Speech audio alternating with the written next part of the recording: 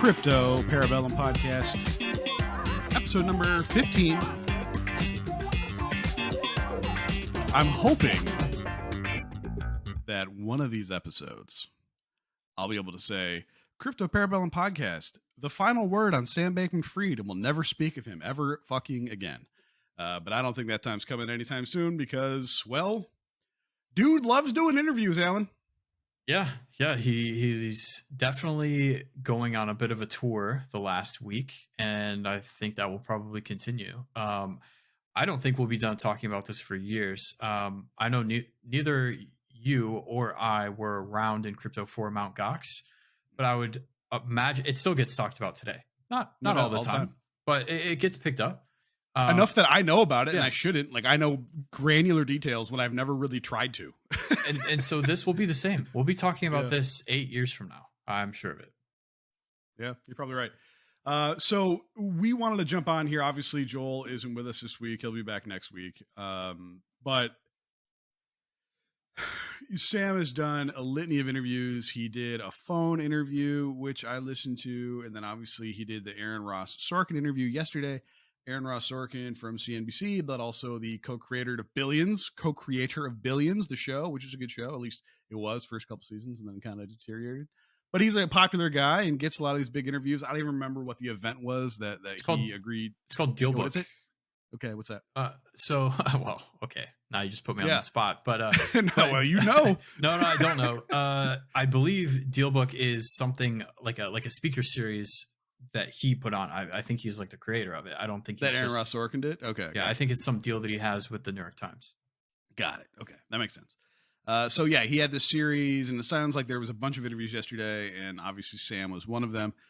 So I just got done watching it at 1.5x speed, and I said to you before we came on here, like, you're gonna have to drive this because all I did was get angry while I was listening to it because there's a lot of things we're gonna go through line by line, and hopefully I'll mark these as chapters so people can just kind of go to, like, well, what did he say about this? And they can just click to it, we can read it, and then people can kind of go through and get our opinions on it. But I don't think, like, from all the things that he's tweeted, said, interviewed, put in print, put in media, whatever it may be, like, apparently his idea is, let me show everybody how incompetent I was as an executive, and that'll make everything better. This is just gross incompetence. So it's very clear to me from a legal perspective, he is trying to create the defense of gross incompetence versus fraud and crime.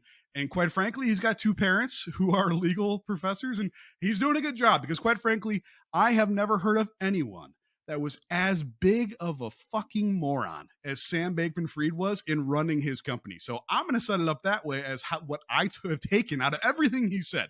And now, maybe he's smart in so much as he's making himself just sound like the dumbest person on earth. So maybe that's just a big game, and I'm falling for it. But really, I would not be the person who'd run out there and be like, hey, you guys want to know what a dipshit I am? Here, let me tell you. And that's what he's doing right now. So anyway, Alan, what did you think? How am I supposed to follow that up? I will take a softer approach. As someone that is deeply involved in running a crypto business that is not nearly as successful or large or serious as... Whoa. Who's more successful now? Well, yeah, now. Was that okay, there you go. FTX was. It's hard. And so I, maybe to a fault, have a soft spot for operators, maybe specifically in this space, because I know how difficult it can be. And I think it's easy to Monday morning quarterback and say he had no idea what he was doing. Maybe you're right. But I don't believe that he had no idea what he was doing. I believe that in hindsight, it's easy to pick out a few areas of failure and say, how could you not focus on that? I get it. Like, he made mistakes. I'm not playing defense. I'm just saying that I don't think he's a complete idiot, is my opinion. I don't think FTX gets to the size that it is by being a complete idiot. I think you can make big mistakes without being a complete idiot in general. Okay. But anyways, well, what I did was and shout out to my wife on this one because I watched the interview live. It was at 5 p.m. So my wife is very pregnant right now. She's going to be having a baby anytime. And Woo. she spent a lot of time making dinner. And I come downstairs and I'm like, hey, I have to watch this interview.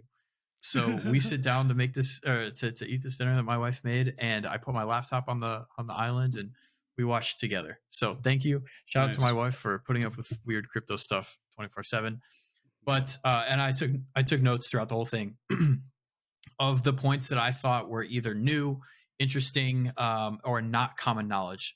Pieces of information that we got here that maybe we didn't get from other places, Okay, cool. Twitter, other interviews. So I'll start with one of the first question. I'm going to be looking over to the side here to my Yeah, no notes problem. pretty often. Andrew starts the very first question. He talks about the fact that he received tons of letters, emails, etc., from presumably clients of FTX's leading up to this interview. And he reads one of them, and basically this person describes that they lost their life savings on FTX. They don't say whether that was FTX International or FTX US, but they say it was $2 million. And their question was, Sam, why did you commit fraud? And why did you loan your hedge fund $10 billion? And so Yeah. Andrew poses the question this way to Sam, just the way that it's written. And Sam says, well, there are two situations, and I don't know which situation you're in. There's FTX US and there's FTX International. Sam responds that he believes that FTX US is fully backed, and there's no reason why those depositors couldn't be made whole right now, and he doesn't Yeah. understand why it was locked. Right. And I thought that was an interesting point because if you remember, as we're going through the drama, FTX International did pause withdrawals. FTX US did not for some Right. period of time. They eventually did. But there was some period of time where they did not. And so I think it's my opinion that he's right here. I think that FTX US is fully backed, and those depositors, if they are treated separately, will receive their money back. Now, I'm not an expert in bankruptcy law. I'm not really an expert in any law, much less bankruptcy law. But I don't know whether the creditors, in this case, US and international, get lumped together. I don't know. If that happens, then there will be a bad outcome, undeniably, for the US customer. So that's where he starts it off. Then Andrew asks about the commingling of funds. So in that letter that I started with, or Andrew started with, the user copy and pasted the terms of service. Whereas, and I won't quote it specifically, but there's terms of service that say your funds will not be, are not owned by, are not lent to FTX Trading Digital or whatever the entity was. And so his question is like, how did you lose customer funds if in our terms of service it says that you can't? Right. And Sam answered this the exact way that I would have, and I've actually been wondering why he hasn't answered it this way in the past. And what he says is, so yes, it does say that in the user terms. In other places of the user terms and other places of the platform, users have the ability to opt into a lending program. Jared, you might be familiar with what this looks like. On the platform, you could take your asset and you would see an hourly rate that the platform was paying. And they show that in an annual APY format for sort of easy use. But the term loan was always an hour. You could take it out and an hour later you would get your money back. And so Sam said, yes, it does say that we won't do that in the terms of service. But if you as a user opt into that lending, that borrow lending aspect of the platform, you're now lending your funds. So I'm curious on your opinion. I think I have some, but I'm curious on your opinion to that answer. So there's a couple of things that off both of the first two questions. Let me give you my cynical as hell. I believe people are innately scumbags, and I believe that people will do what they need to do to enrich themselves and set themselves up the best way possible. Answer. Okay.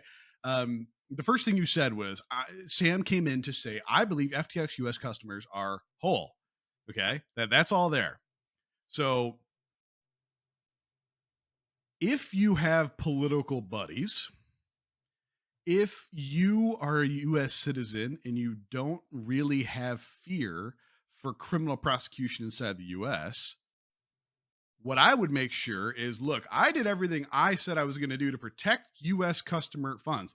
I cannot help, because it even goes on later, I'm sure you're going to get there. If you circumvented the KYC rules to go to ftx.com and you're a US citizen, you weren't supposed to, that wasn't me. So that is all there. It was all one-to-one. We were following regulation. When I sat down with Gary Gensler, I did everything I said I was going to do, and it's all ready to go. So there's one.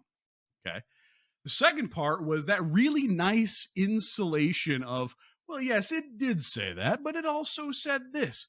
It reminds me of an episode or a series of episodes from another Aaron Sorkin, not Aaron Ross Sorkin, but Aaron Sorkin in The West Wire. In The West Wing. In The West Wing, there is a whole story arc about how Jed Bartlett had multiple sclerosis and didn't disclose it. Okay. And they're talking to like the White House counsel, and you're going to go, why are you even talking about this, Jared?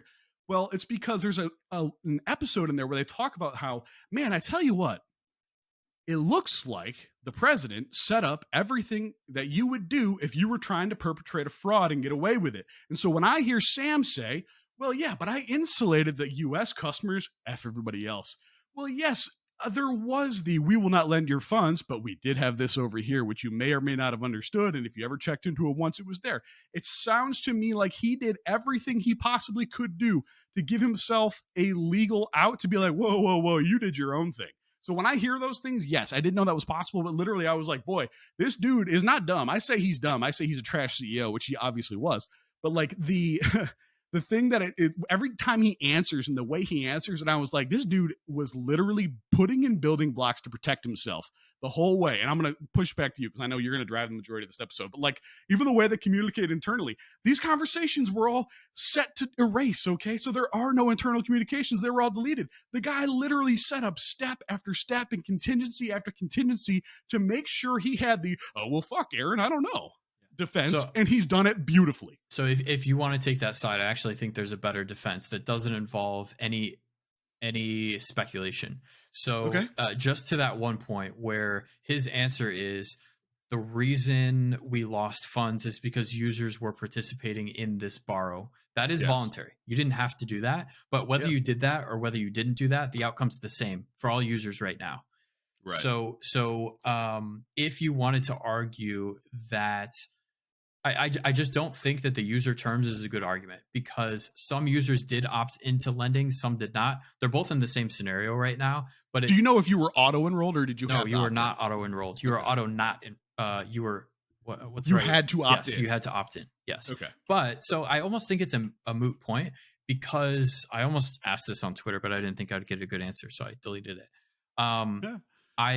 What amount of funds were in the lending pool? Yeah. I don't know. I don't think anybody could know right now unless you had like screenshots right before it happened. But I don't think it matters. It wasn't everybody. And so I don't think this point matters. But I do think his answer is relevant and realistic and true in this case. Some users opted in to lending their money. That comes with risk. So anyways, that's my only opinion on that. So real quick follow-up and then we can go on. And I'm not trying to belabor this as a point. Do you think that's a setup to say, well, look, it's not that they couldn't have been lent against. We just thought there were firewalls in place and there were safe.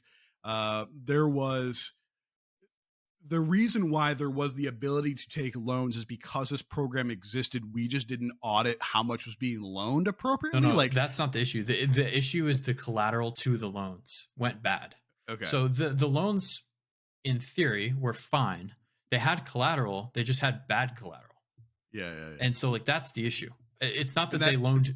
I guess you could argue they loaned too much because they treated the collateral as more valuable than it was.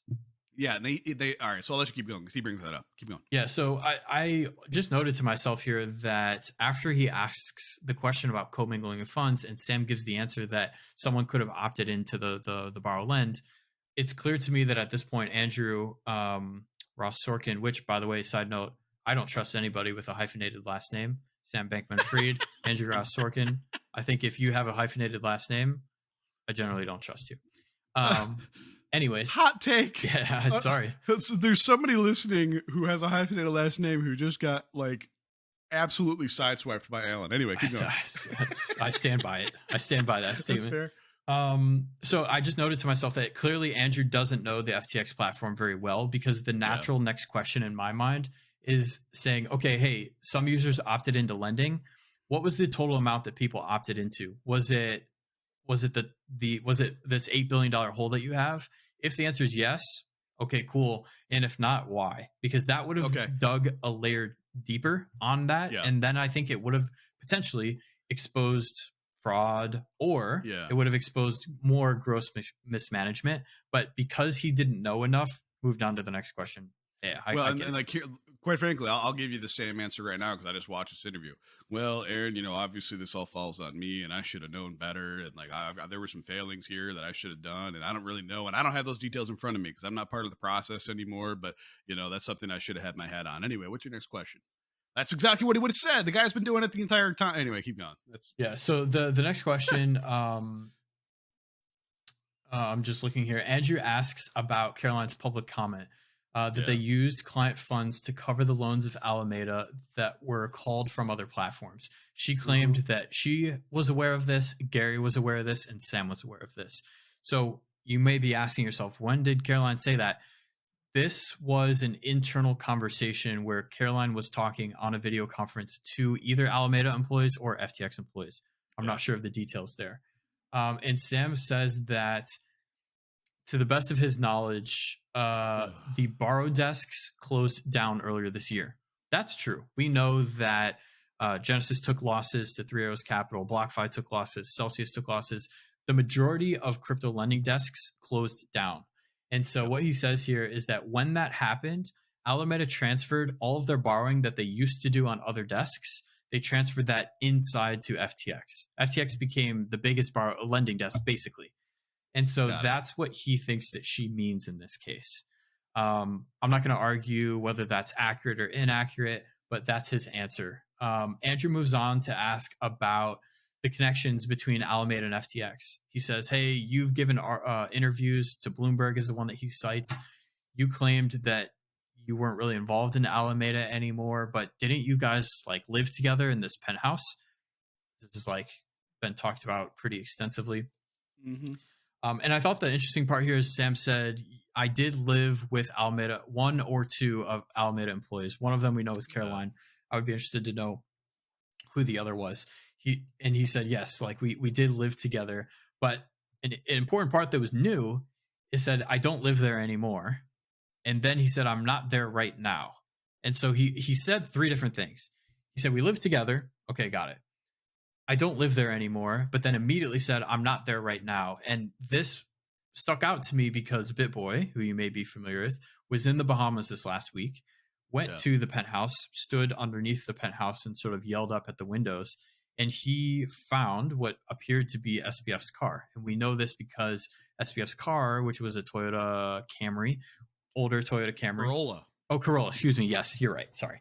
Toyota Corolla was featured in previous videos. There was a box of a laptop sitting in the car, a canister. What do you call that? A prescription pill bottle with some white pills cut in half, which people believed to be some type of like, what's the word for it? Stimulant. Yeah. And so that's why you'd cut those in half, because you're doing smaller doses. So it's weird that he said, I don't live there anymore, because his car was there a couple days ago at minimum. And BitBoy also mentioned that he saw curtains moving around when he was yelling up. And then he immediately corrected himself and said, I'm not there now. So I thought he maybe got caught in a little bit of something right there. Yeah, maybe. So then Andrew asks about the wires to Alameda. He says, hey, people were wiring money to Alameda to get credited on FTX. Why was this? I thought Sam's answer here was potentially plausible.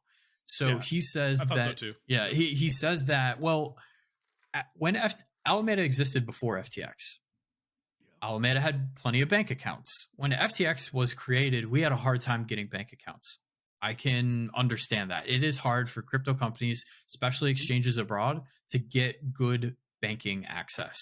And so he said, when we didn't have bank accounts and customers were asking us to be able to wire funds in, we're like, hey, why don't we just use the Alameda accounts? As soon as money hits the Alameda accounts, we'll move it into the FTX accounts. We'll credit the accounts. we shouldn't have been doing that for very long. We did it sort of as like a stopgap. It sort of wasn't a problem. We stopped paying attention to it. We forgot about it. I think that's a plausible answer. I thought so too, because it allows you to ramp up your business while you're trying to get the bank account set up, right? So it'd be like, hey, wire into Alameda, we'll credit it back. If you want to request, come to us, we'll wire you back out through Alameda. Like, that's not unreasonable to me. What I found interesting about that answer, though, was he said Aaron Ross Sorkin, Andrew. Andrew. They're Yeah, okay. confusing me, but it's Andrew. Andrew Ross Sorkin, Aaron Sorkin. Anyway, Andrew Sorkin said, so you were able to circumvent KYC. Yeah, he misunderstood. Yes, he did. Yeah. And Sam quickly followed up and said, no, you still had to follow the same KYC procedures to get to your account on FTX if you do that. I'm curious if they had 100%, if they didn't like, yeah, you can get in. Like that, like, I don't know if that information will ever come out or not, because like, you'd see like, all right, well, we'll just credit your account. Like, we know who you are. Like, blah, blah, blah. I mean, I'd be curious if they did that.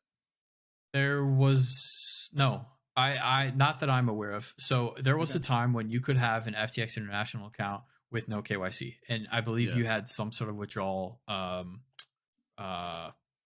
What is it? Restrictions. It was like 8,000 a day, then it became 2,000 a day. Yeah, but those are crypto withdrawals. Anything that had to do with a bank or wire required KYC always, that I can remember, and especially in the last 2 years or whatever, whenever they cracked down on KYC. Sure. So I don't think that the wires to Alameda is actually as scandalous as people think. I think that fair enough. I think it's plausible. I mean, look, of all the sins that were committed, I don't think that's a serious one. I don't think that's a big one. I do think it allowed, like, what I think happened there, and we're gonna get into this, is Sam even alludes at the end of the interview. He was like, I was focused on growing the business and not as focused on compliance as I initially had been. And so while it's plausible they did what they did, I think everybody would look at it and go, hey man, like, you can't do that anymore. Like, you got to stop. It's one of those things that is forgivable. It's a bad business practice as you're getting started, but then once you become established, which I think we would all agree, FTX was fairly well established.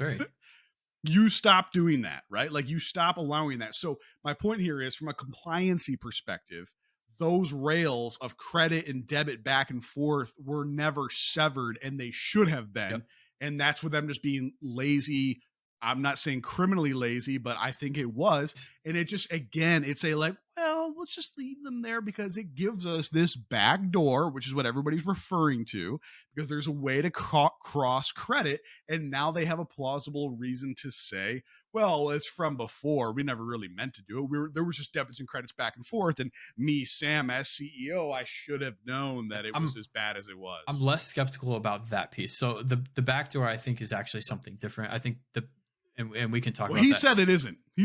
Like, he explicitly said, not in this interview, but in the phone one he did 2 days ago, that was not a thing. I don't even know how to code, which is always what you like to hear from the dude that's the leader in the space. So not to go too off topic, but if anyone, I'm sure a lot of people missed that. That specific phone interview, it didn't get that much traction. It didn't get that much sort of play. But in that interview, I believe that he skirted that question by the way that it was worded. So that journalist, I don't remember her name. I'm sorry. She's not really a journalist, actually. No. So it sounded like she wasn't a journalist. So yeah, she's not a journalist. She asked the question incorrectly.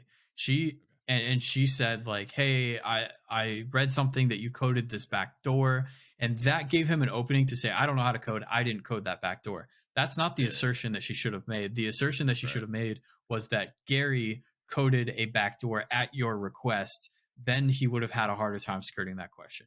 Okay, so I don't think that this Alameda wire issue is the same backdoor. No. Okay. I don't think so.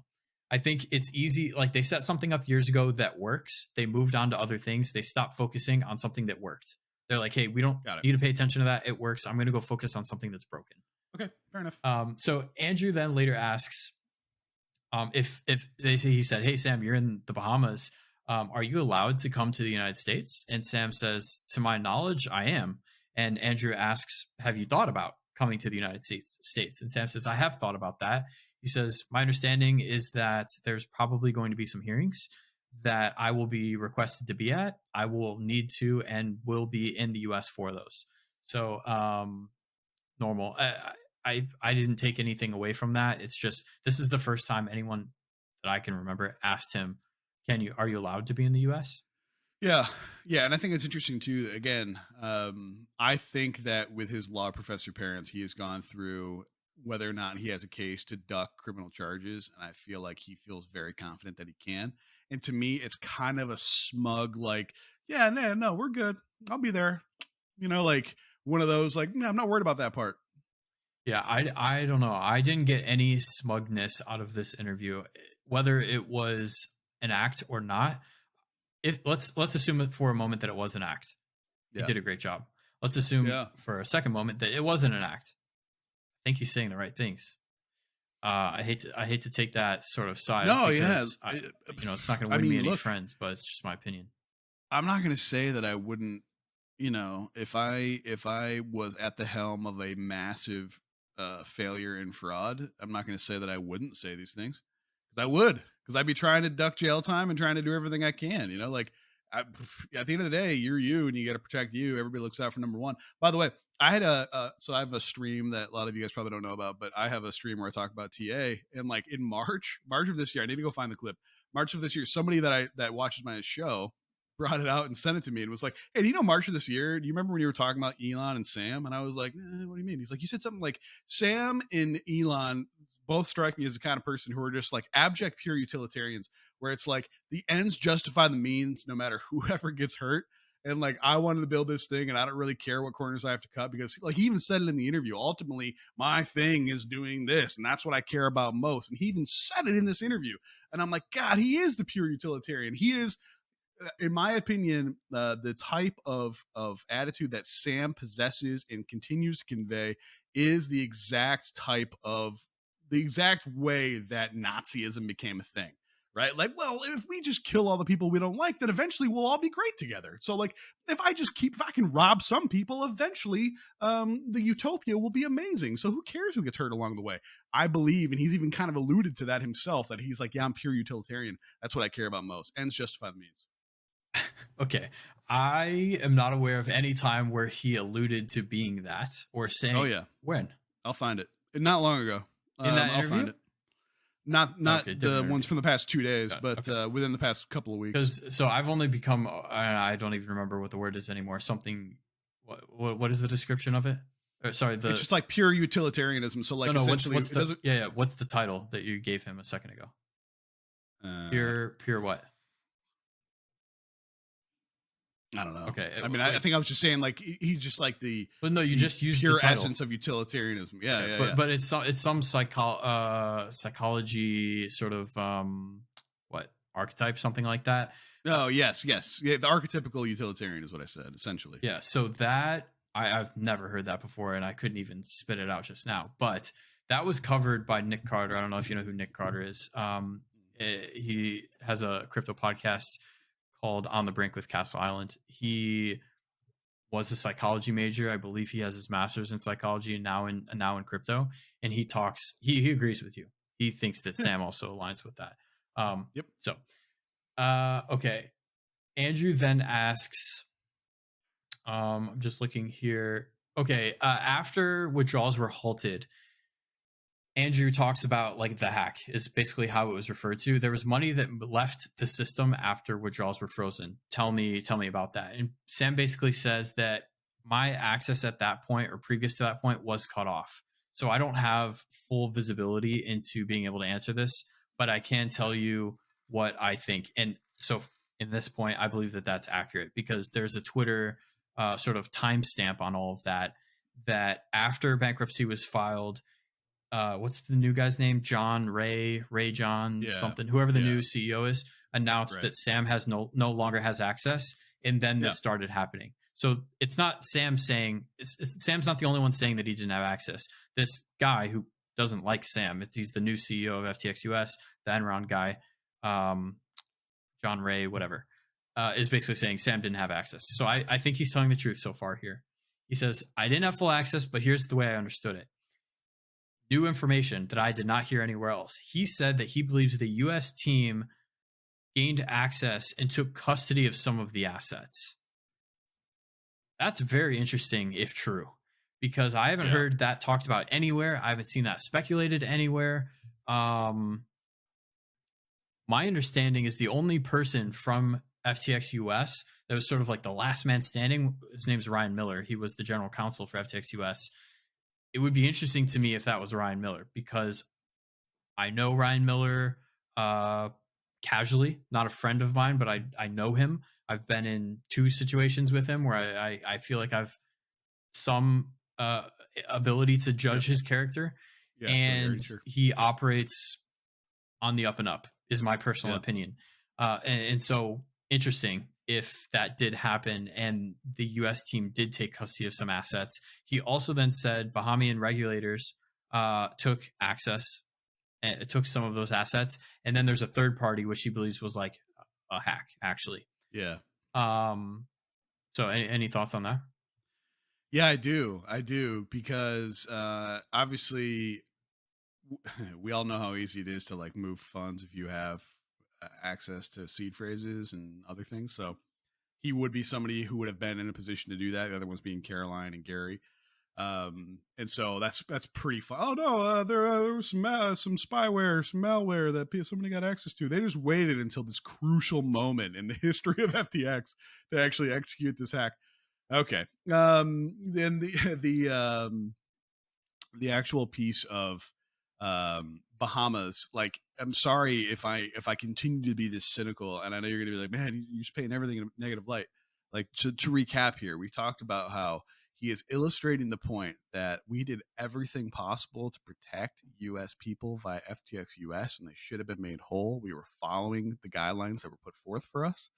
And then, oh, by the way, the other place where I am right now, the Bahamas, is the other place that we made sure we're not pissed at us, and we're complying with them to make sure the best outcome for me to continue unmolested has been satisfied. So, like, yes, but the Bahamian whomever said you better get this stuff off. Okay, we did, we complied, and then the US is good, and oh, by somebody hacked this stuff. So, like, it's just very convenient to me that the place where he's a citizen, I assume he's still a U.S. citizen, and then also where he lives are the two areas are like, no, with the I's are dotted, the T's are crossed. All the rest of you guys are screwed, but like we got these ones. Fair point. So the issue that I had with this answer is he's been asked this question twice, and he's given what appeared to me to be two different answers. One Okay. was one was this one, so I'll cover this one first, like we just did. He said the regulators in the Bahamas came to me and said, "We are taking this from you," and that was the answer that he gave to Andrew. A bit more of like a heady type answer, like a proper regulatory answer. The regulators came to me. Yeah, for sure. He used an acronym that I can't recall. It's a J something, but basically what it sounded like was when they filed for bankruptcy, a regulator in the Bahamas said, "We basically now have visibility into any money movements that you do," and that was his answer to Andrew. I got it right here. Under the supervision of a JPL system in the JPL. Bahamas with oversight from the Securities Commission of the Bahamas and, board, to my knowledge, taking actions to protect FTX's clients on any customers there. So that was his answer to Andrew. His answer to the phone call non-journalist lady that we talked about earlier was different. His answer to her didn't talk about this. I forgot already. The JPL. What is that? Do you know? No idea. Okay. I'll figure it out. A JPL system. He didn't mention that at all. He basically said we didn't want, and I'm paraphrasing, we didn't want a bunch of angry locals showing up at our doors. Mm-hmm. Which is, I said that. I said that in a tweet. I said, like, my guess, what was probably 2 weeks ago, I tweeted that my guess was the reason why they allowed withdrawals locally was they didn't want a mob outside their door. And so that's what he said to the citizen journalist, I'll call her, and he answered the question differently to Andrew. So I thought that was something to be skeptical about. Yeah, very much so. I mean, a very, very good way to cover your butt, man. Like, I mean, think about it. If there's a handful of rich and motivated people in the Bahamas who just got ripped off by a dude, where he lives, I mean, that's a serious threat to him. So, they're all right, you're taken care of, Yeah. So I think we'll eventually know. I mean, I think that will be public, whether the Bahamas regulator did that or not. I think we'll know. So Andrew moves on. The next part that I thought was newsworthy or worth talking about was Andrew asked about the real estate that was in his parents' names. Yeah. And this was very, God. very strange. Here's what I assumed before any answer. I assumed, like, here's the non conspiracy thought. Okay, I have parents, you have parents. Mhm. If I become incredibly successful, I'm worth $20 billion. It wouldn't be that crazy if I buy my parents a house. Rappers do it all the time, right? Like what's the difference? Okay. Yeah, it's true. So that's kind of what I figured. He probably bought his parents a house. Now, the way he answered this question was very strange to me. I think he could have easily said, "Yeah, I bought my parents a house. Like they are selling that house now because that money is going to go back to the company. But yeah, I bought my Yep. parents a house," and he could have said that. But what he said was he had a really hard time answering this question. He sort of He did. fumbled around a bit, and what he said basically was, and I'm paraphrasing, he wasn't exactly sure why it was structured the way that it was, meaning he wasn't sure why his parents were the signers on it.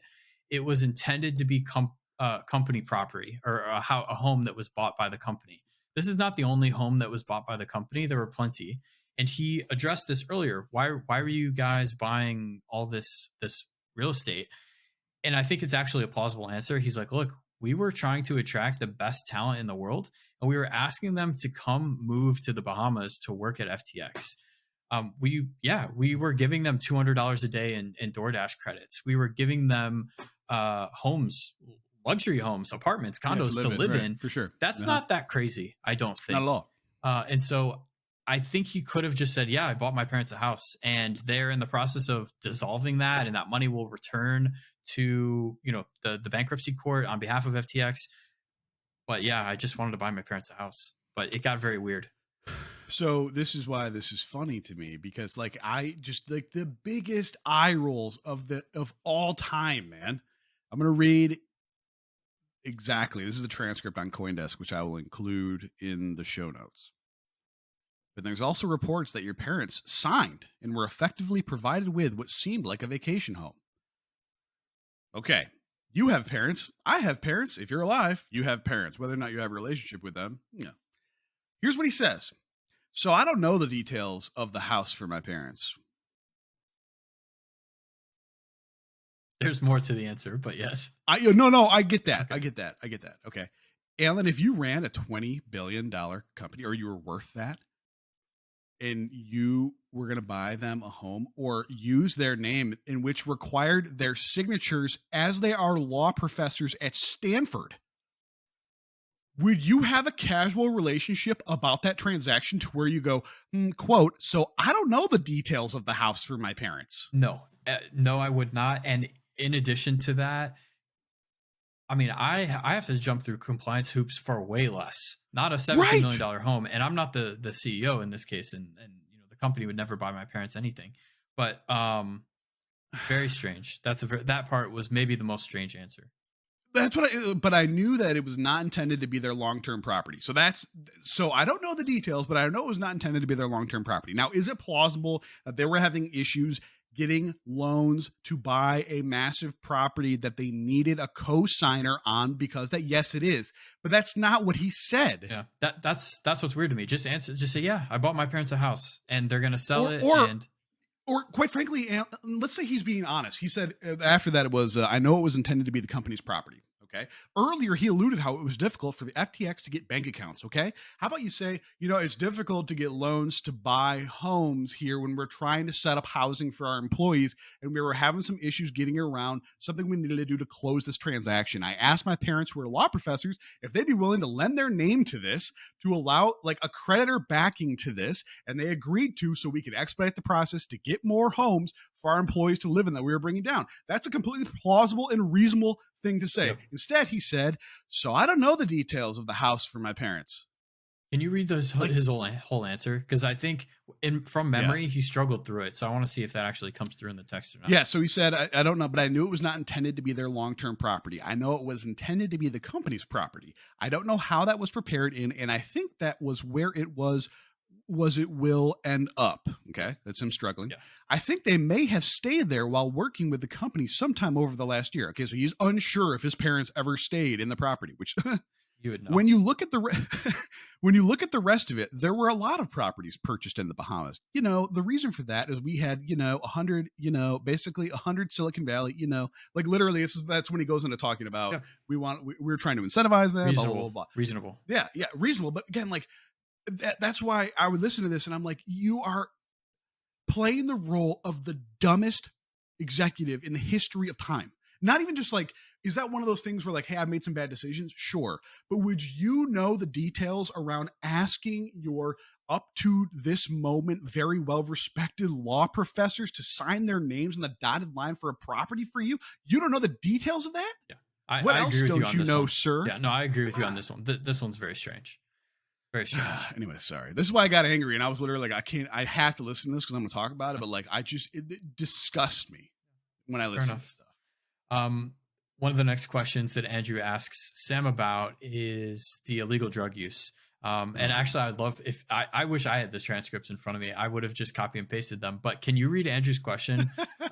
Because he formulated it in a pretty generous way, I thought. Yeah, I'm trying to find exactly where that is. So when you're talking about it, here we go. Here we go. Can I ask about the drugs? You have tweeted about it. Caroline has tweeted. Others have tweeted about uppers and downers and all sorts of things. There have been pictures taken of something called the MSAM, which apparently increases levels of dopamine to the brain to treat Parkinson's. Were you taking that patch? Sam says, so it's funny. I had my first sip of alcohol, relevant, after my 21st birthday, and I have maybe half a glass of alcohol a year, roughly speaking. Just like I'm a vegan, but I eat shrimp.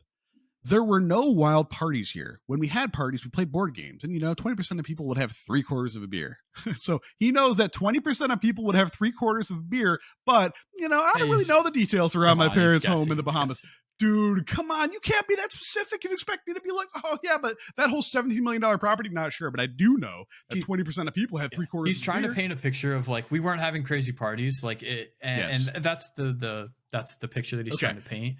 And I'm sorry. I'm going to take that chasm to drive through how insane it is. Let me finish, then you can go on your deal.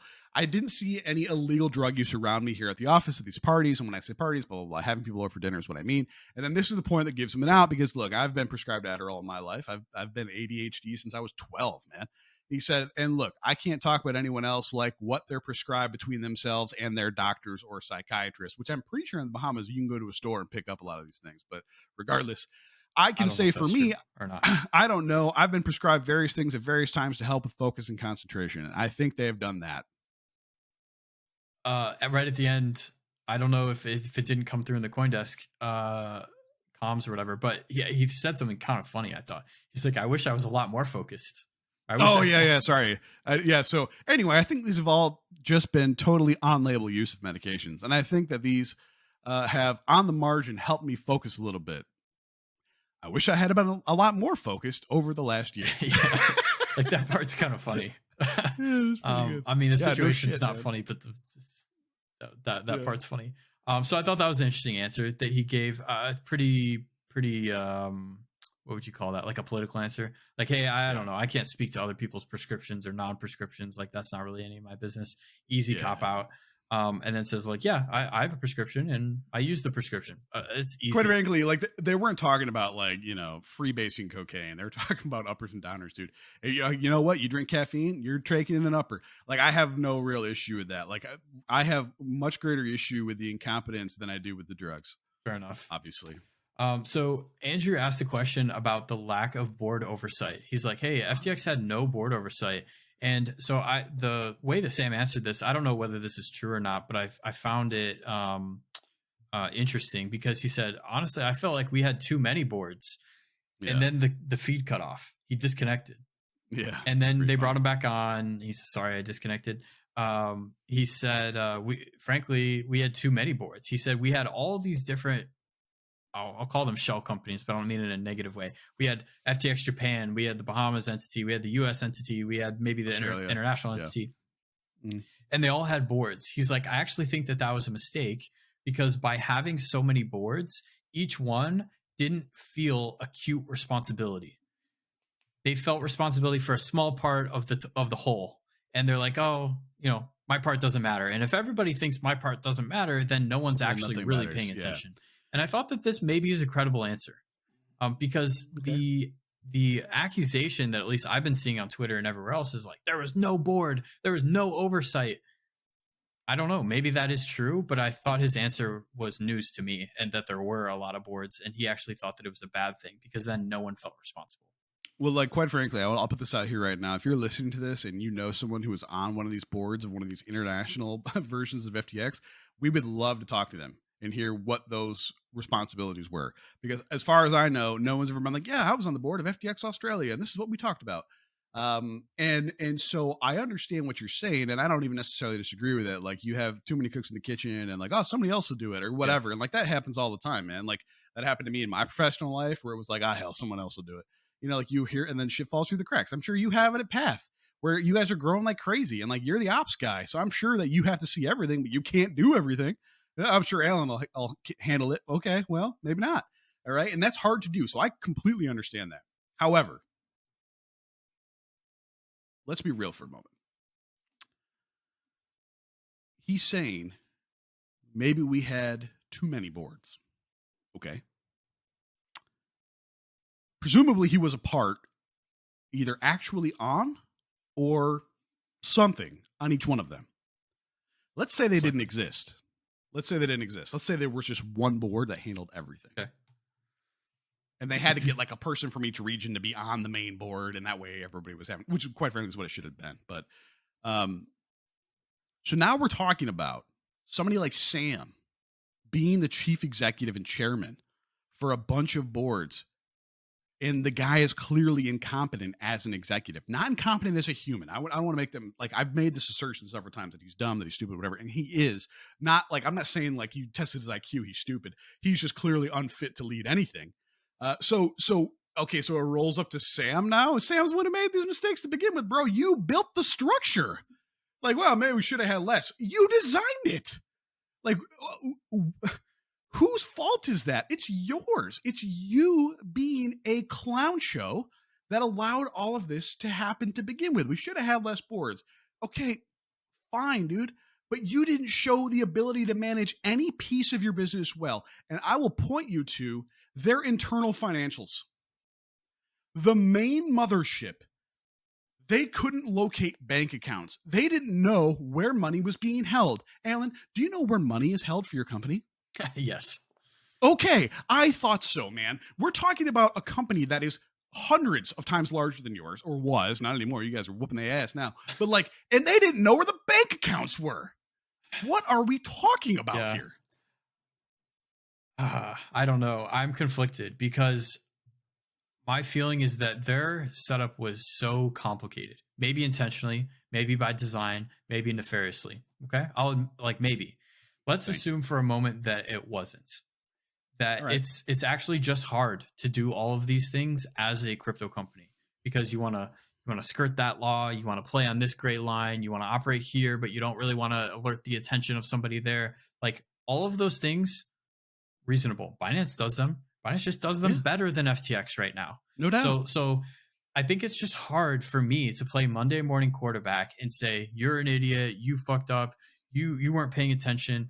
Now, what I will say is that, actually, a question to you, Binance. Yeah. Do you know, in terms of business size, so maybe volume is the best way to think about it previously, how much bigger Binance is or was than FTX was? A lot. Like, any guess at multiple? If I had to guess, it's like 10. Okay. So then it would be reasonable for Binance to have 10 times as many employees as FTX, maybe. Yeah. But the thing was, FTX ran so lean. They had maybe 300 employees total. And I think that this ended up being a big problem for them. And what Sam should have done was just be the face. There was a time where he had to be the hack it guy. He had to go solve a problem in whatever way possible. And, what that ended up was jerry-rigging things. A bank account here, a bank account there. Oh, whatever, connect them. It works. Oh, thank God. Let's move on to the next problem. Yes. I can relate to that. Dude, they were in hypergrowth for 3 years. They were just trying to stay afloat. And what should have happened, Binance has over 7,000 employees. thousand. So if FTX had my 10x is right, something. which I don't know it is, it'd be 25x, right? 25 times more employees than FTX. I mean, And so like I think that's part of it, dude. One person cannot do all of this. One person cannot know everything, see everything. I don't care who it is. Go to Elon. He doesn't know what's going on in the minute details of OpenAI and Tesla, and like you're just one person. And so what I think, I mean, Sam admitted it 100 times yesterday, was like, at the end of the day, the buck stops with me, and that's the CEO response. You have to have that response. But he needed to put people in place that were operationally experienced.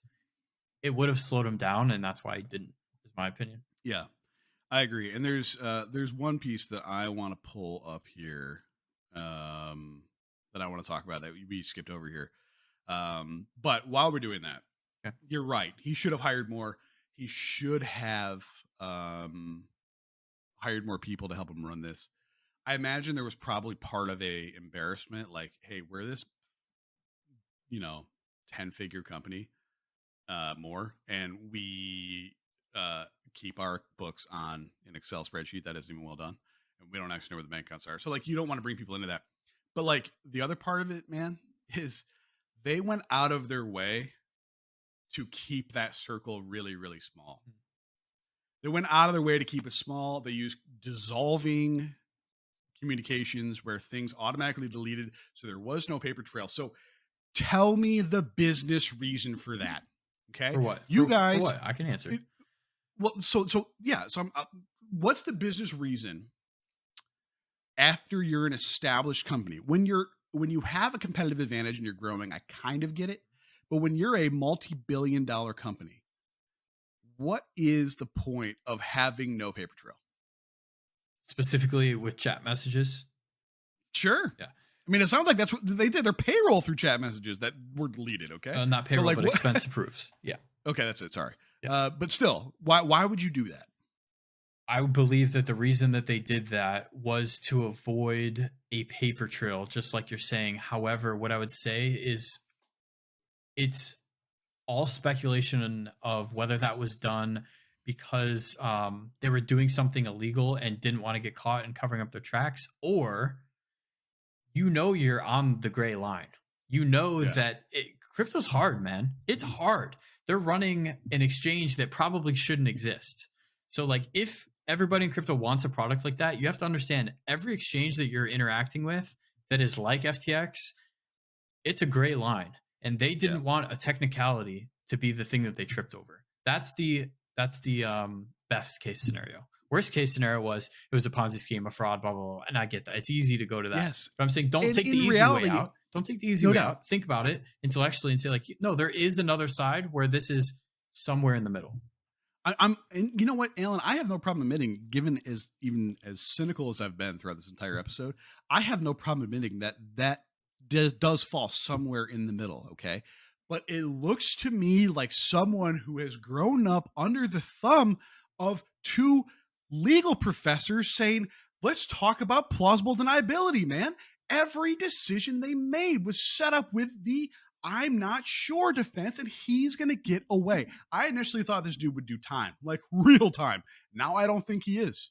I really don't, because you would not be this fucking stupid to give these interviews if you did not feel tremendous about what happened next. And that kind of goes into my last thing, and I think you got to go. But I want to, okay.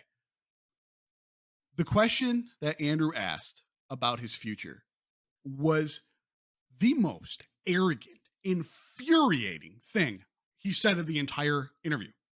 Blah, blah, blah. I know you're an optimist. We talked about that. What do you think realistically is your future? Sam, what is my future? I don't know what my future is. And when you fast forward, I have no idea what I'm going to be doing. Blah, blah, blah, blah, blah. But I want to be helpful wherever I can to regulators, administrators, and I don't know where that will lead, but I know that I can say prior to filing, there had been a lot of interest in financing, a lot of fairly strong interest, many billions of dollars worth. I can't make any promises about anything, but I would have thought that there would be a chance for a pathway forward here that would bring more value to customers than what would happen if you just sort of sold everything else for scraps. And I don't have confidence, but I can't promise you, and I can't promise anyone anything, and there's not really anything in my hands, but it would make sense to be exploring that because I think there's a chance that customers can end up a lot more whole. I don't know, maybe even fully whole. So this dude thinks that his future is a slight shade different than what he has been doing. That's how confident he is. He's going to get away with very little civil or criminal penalty. I read that differently. So the way that I read that answer is what I think he was saying. The first part where he said, I don't know what my future is. I want to be helpful to regulators. I read that as talking about this FTX bankruptcy situation, meaning if the company wants me to come in and help them decipher why this money's there, what happened, then I'm happy to do that. The second part of what you said was like the billions of dollars, and I feel like customers could be whole, et cetera, et cetera. The way that I read that was pertaining to his answer in previous interviews where he said, filing bankruptcy was my biggest mistake in all of this.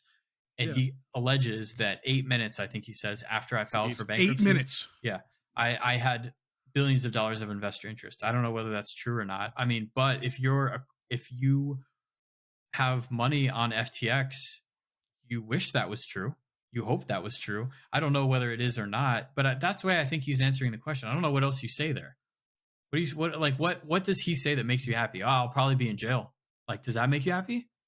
I would like to see some contrition and some acknowledgement of the fact that he will never be a main player in this space ever again because he shouldn't. And like, how do you not know that? How do you not know that? Like, you literally just lost billions of dollars because of your incompetence. And you think that you're just going to roll a red carpet out. People are going to be, yeah, let's go again. And I remember like Mr. What's His Nuts was like, yeah, I'd invest in Sam again. He just made some mistakes. He won't make them again. Like, what? All right. So we absolutely ridiculous. We had this conversation at the office. So I'll ask you the same question. Jared, Sam DMs you. Okay. Yeah. And he says, Jared, JMP plus EV. I really value your content. I think you're a smart guy. I have a new venture that I'm going to be starting. Look, FTX sucked. It was great. And then I made some really bad decisions. I learned a ton. I'm going to take those learnings. I'm going to take sort of my previously known expertise in crypto, and I'm going to start XYZ. I would love for you to be a part of that. I'm offering you seed round, fully diluted valuation is 10 million bucks, right? This is ground floor. This is an idea, but I'm going to build it. You're telling me you pass on that?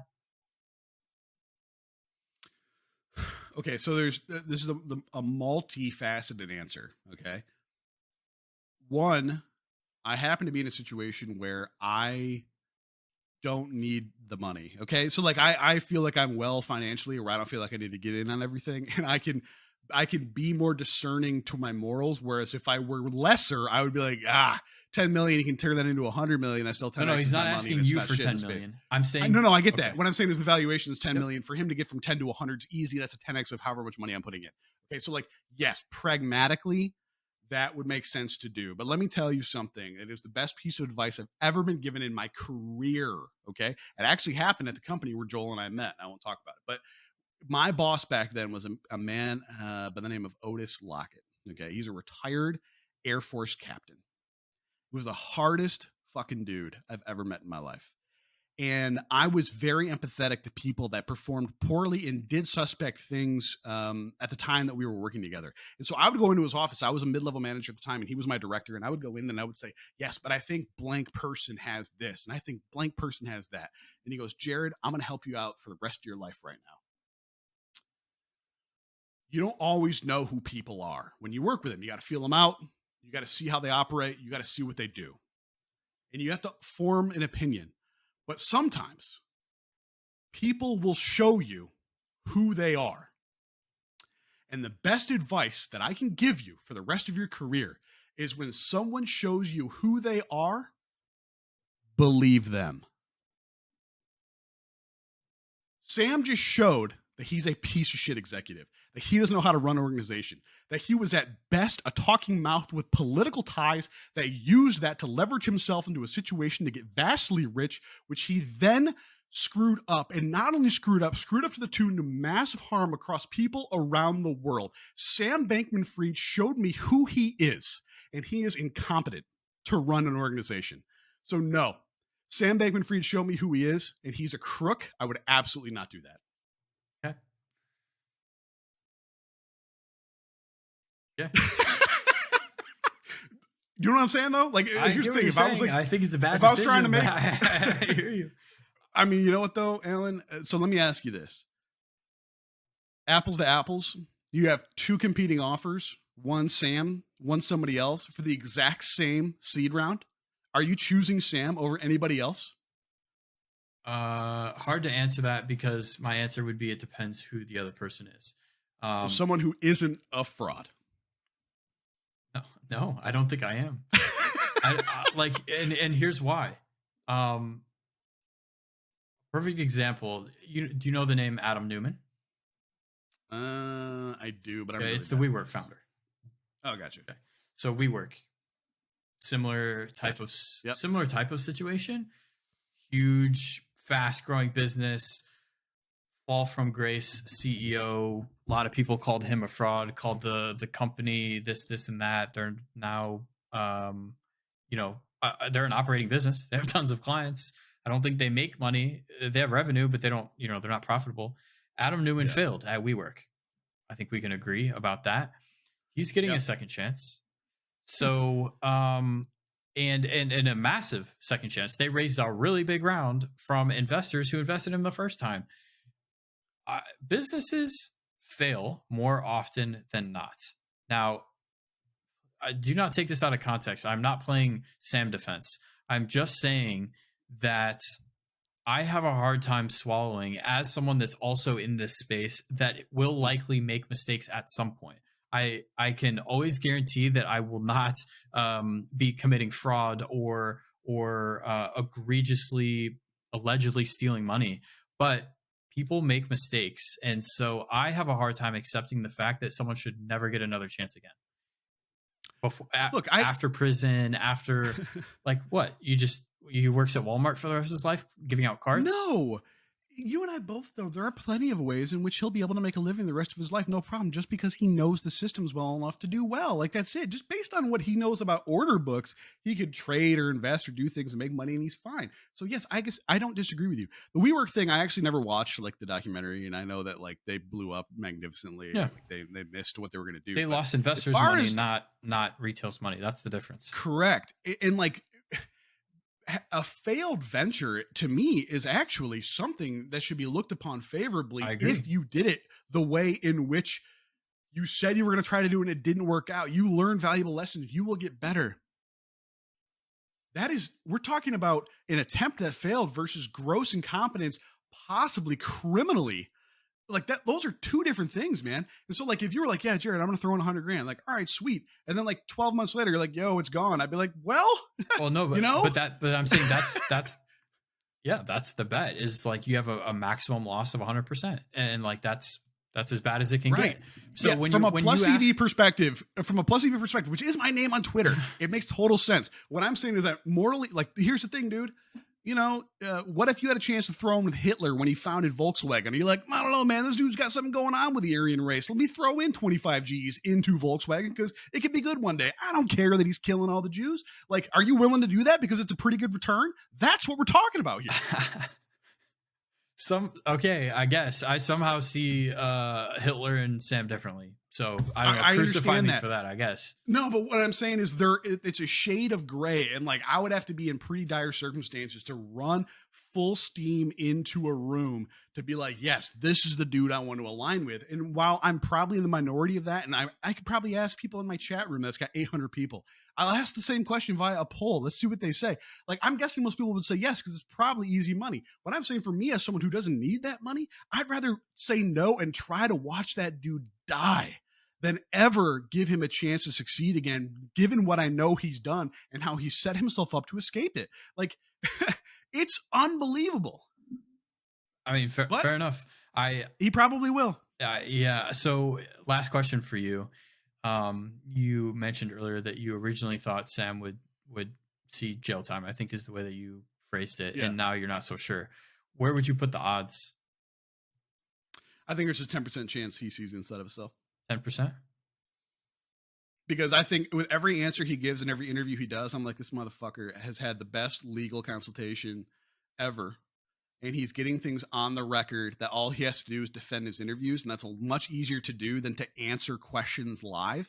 And he's going to have every answer sussed out with, I don't know, oh shucks. And he's going to do a really good job. And quite frankly, he paid the right people. Like, let's be real, man. Look at people who are mid-class, middle class, or upper middle class and above who get DUIs for the first time in this country, dude. They have no issues. This shit's off the record in no time. If you're poor and you can't afford a good attorney, you go to jail. You get a suspended license. Like, it's just how the legal system works. So yeah, this dude is literally paying the right people. He did the right things. He has the shucks, I should have known better defense, which I think is all garbage, but he did it brilliantly. So good for him. Okay. To that point, one of the last questions, and we can wrap up on this one, that Andrew asked was, how much money do you have left? And Sam said about 100K. What do you believe that? No, not at all. Not even for a moment do I believe that. Not to mention, he insulated himself in a lot of his investments from FTX. Like, Robinhood is not a part of that. That's not true. Robinhood? Yeah, it is. No, it's not true. Robinhood was pledged as collateral in the BlockFi deal. So if and BlockFi is suing Sam personally because the bank that is custodying the Robinhood shares is not giving them up to BlockFi, and they are holding those Robinhood shares. I think presumably, I don't think this is like proven, but I think for the FTX bankruptcy or Chapter 11 process. So I don't believe that to be true. So let's say that's not true, and maybe that's wrong. Fine. You think that dude, given what we know about how crypto works, you think that dude hasn't put away millions of dollars somewhere that nobody knows about? I tend to. They don't even have accounting. Yeah, I tend to agree. They know with where you. shit went. I tend to agree with you. You're not that. He's good at crypto. Can we both agree with that? Absolutely. Okay. You don't have 100K. Yeah, get the fuck out of here, man. I have a credit card that still works, and I have $100,000 in my bank account. Yeah, bullshit. And like, how much did you give your parents in back alley channels or friends or people to hold on to? You got a burn bag somewhere? Like, no way, dude. He's gonna be fine. Yeah, I just don't see any scenario where he's only got 100K and he doesn't have any crypto anywhere. Yeah, it's garbage. I mean, whatever. We'll see what happens. It's going to be like, I really, really badly want to stop talking about this, and I know we'll never get to, and that sucks because I feel like every time I talk about him, like I'm doing him a favor that he doesn't deserve. But it is what it is. Like, we have to because it's part of our industry, and that's his podcast. But like, there so much of what I am about and in crypto for at my core, he allegedly espoused to people anyway, and then he did the exact opposite for personal gain in the face of effective altruism. And that is literally, I cannot hate him anymore. And I didn't even lose any money in this. I didn't lose any money. Imagine if I did. Yeah, I like, think unbelievable. I think that has been a stark contrast where you see like some of the feedback that he gets after these interviews from prominent people, Kevin O'Leary, Bill Ackman. Kevin O'Leary did lose money in this. Bill Ackman, as far as I know, did not. Sort of like saying like, yeah, you got to give the kid another chance. Like, he messed up. And I think that a lot of people who didn't lose money, and this may be part of my problem, is I didn't lose money on FTX either. Plus I have sympathy, whether warranted or unwarranted, for the operator aspect of like, this is just hard. He's the same age that I am. Right. And like, I think he's smarter than I am. Maybe true, maybe not. But so like, I guess if Sam can mess up, so can anyone, is sort of the way that I feel about it, right or wrong. And but then there's a whole nother crowd that lost money on there, and I would probably be in this camp too, of just like, I don't even want to see him again. I get that. That's totally fair. So I said it was the last question, but I have one more. Yeah, go. Do you think that him doing these interviews are positive for him or negative for him?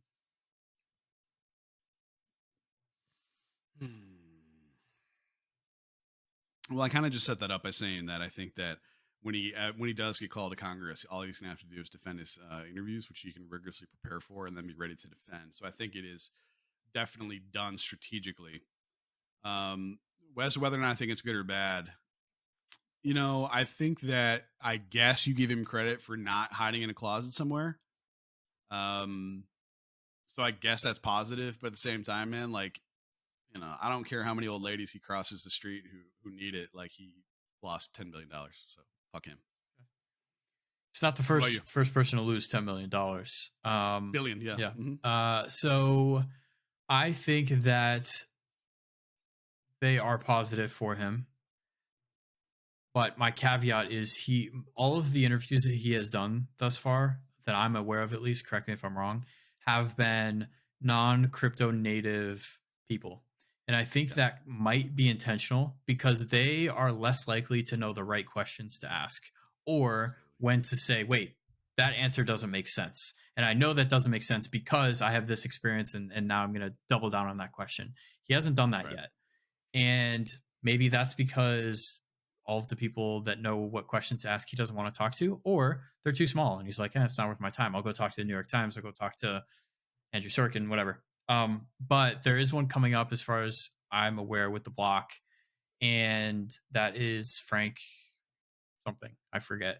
Yeah. I'm a little bit wary because whether Frank like wants to paint it this way or not, they were close. I saw plenty of pictures of them together at dinner and they're flirting across tweets. And so like that part's interesting. Although there's a guy, I'm blanking on his last name, Canadian guy on Twitter, Adam something, so ends with a C. He responded to that and said, let me be the co-host because I know what questions to ask. I think Frank probably knows what questions to ask as well. And I'll give Frank the benefit of the doubt and like, let's just wait and see whether he ends up being a good journalist or whether he's too buddy. I don't know. You would imagine he lost a lot of money on FTX too and probably has a bone to pick. But I will be, so I withhold my answer of whether these interviews are a good idea or not until he does one with a crypto native person who knows what questions to ask, because I think that will be the true test. I think that's pretty reasonable. I guess I have so much vitriol, it's hard for me to see that clearly. And like I think that I see just a massive void between a venture that failed and what he did. Okay. Because like I have been a C-level executive before. Okay. I have ran a department at a budget and I did it for a small company and we were my LLC is more sophisticated than FTX was. Okay. That to me says that there's like, it's not he tried and failed. It's that he did it so spectacularly that I can't imagine there being another side to this, but I'll be damned if he doesn't try. And like, I think we're seeing very clearly that Sam loves him. Some Sam, dude. Like Sam is really into Sam. Okay. Like he loves giving interviews. He loves talking about stuff. And quite frankly, what annoyed me the most about the Andrew Sorkin interview was like, he was smiling, man, when they introduced him. Like, shut up. Stop it. You should look like you just ended thousands of people's lives because you did. Yeah, I mean, I think most people will be on your side. I honestly, it's the easier. It might be the right path, but I do think that it's the easier path because generally, my opinion is that every scandal, the truth is somewhere in the middle, and so I don't think that it's full fraud, full Ponzi, full. I don't think it's ever. No. I think neither it's do I, man. Let's be honest. They would never have invested in Path if they were. Okay. They never would have invested in Path because there's very little they can do with that investment they have right now. Okay.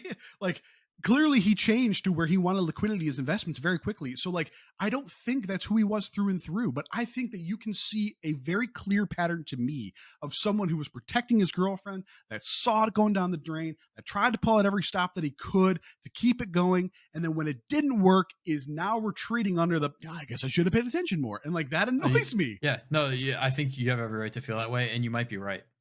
I think most people will agree with you. Yeah. Well, again, we'll see what happens. I don't really know, but like, yeah, I can say pretty confidently that I guess to your question about would I invest, my answer would be no. It's easy to say that right now, but at the same time, if I were a big enough person for Sam to ring my doorbell, somebody else would too, and I'd much rather give them my money. Anyway, this has been fun, man. Episode 15, a lot of hot takes here. I imagine this is going to get a decent response and view, mainly because I just kept on losing my mind and I can't help it. I think I'll get it worse than you do. No one wants to be the Sam defender. Like I said, it's easier to not be. And so I think I expect more heat than I think you'll get. Hey, we'll see. Only time will tell. I'll play us out here in the episode 15. Crypto Parabellum podcast. We'll find out next week. We'll be episode 16. Talk about the backlash. When's the block interview? I don't know. I don't think it's been announced the date. When we find it, we'll let you guys know. Otherwise, thank you for tuning in. Crypto Parabellum podcast, episode number 15. Take care.